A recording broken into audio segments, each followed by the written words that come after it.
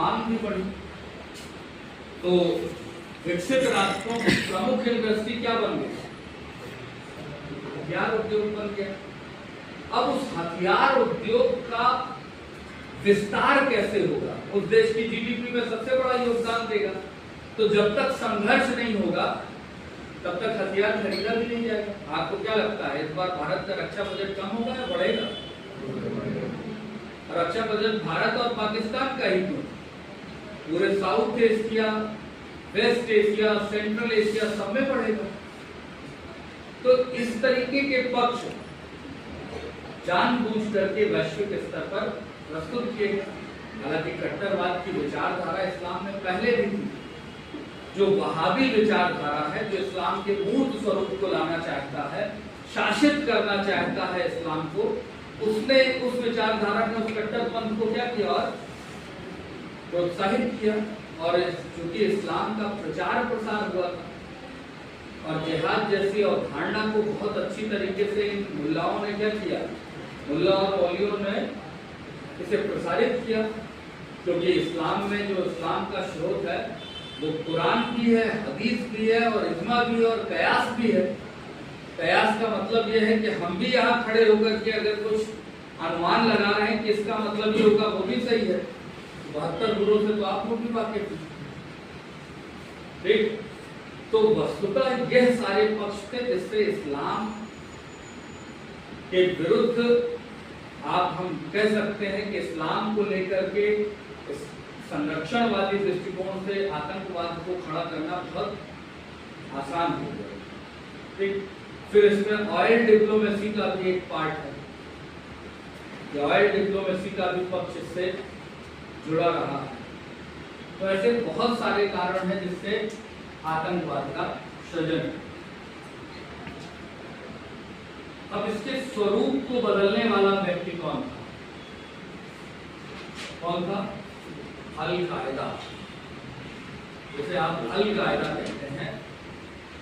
याद रखिए, आतंकवाद का स्वरूप पहले स्थानिक मतलब देश तक सीमित होता था, जहां असंतोष के कारण एक रिबेलियन ग्रुप जो है वहां खड़ा हो जाता था, जिसको हम इस तरीके से मानते थे।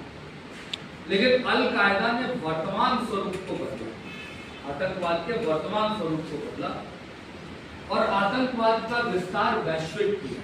क्योंकि उन्होंने इस्लाम को आधार बनाया, कट्टरपंथ को आधार बनाया और सुन्नीवाद को आधार बनाया। शिया और सुन्नी का कंफ्लिक्ट आपको पता है, मैक्सिमम जो मुस्लिम राष्ट्र हैं वो सुन्नी बहुल, सुन्नीवाद को आधार बनाया। और जब अल कायदा ने अपना विस्तार करना शुरू किया और अमेरिका जैसे अमेरिका और उसके सहयोगी देशों से जब टकराव हुआ, ट्विन टावर की घटना हुई, तो उसके बाद इसका स्वरूप और बदला और बढ़ा। तो आप जानते हैं कि ISIS जैसी अवधारणा आ गई, जिन्होंने अल कायदा के प्रारंभ किए गए बच्चे को बड़ा किया कि हम इस्लामिक स्टेट बनाएंगे और वो कैसा स्टेट होगा? सुन्नी बहुल स्टेट।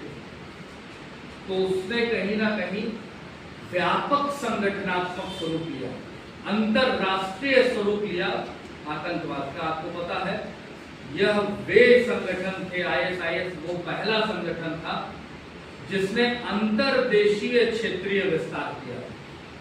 अंतरदेशीय मतलब इंटरनेशनल एम्पायर अपना एक तरीके से विविध देशों में अपना प्रसारित किया था। ऐसी स्थिति में आतंकवादी संगठन मजबूत सरकारों के द्वारा प्रायोजित होने लगे, अपनी स्वतंत्र संप्रभुता चलाने लगे। जैसे हिजबुल्लाह कहाँ है? लेबनान में। और लेबनान आपको पता है कि एक समय लेबनान ईसाई बहुल था, आज मुस्लिम बहुल हो चुका है। और लेबनान के भी लगभग कितने प्रतिशत? लगभग 40% क्षेत्र पर किसका शासन है? हिजबुल्लाह का शासन। तो ये जो अवधारणा स्थापित हुई है ISIS के बाद ज्यादा प्रसारित हुई और इसका विकृत स्वरूप स्थापित हुआ जब इजराइल के ऊपर हमास का हमला। ठीक, इजराइल के ऊपर हमास का हमला विश्व के लिए एक उदाहरण था। याद रखिए, हम इजराइल हमास हम आपके साथ कर रहे हैं। इजराइल और हमास का जो संघर्ष था वो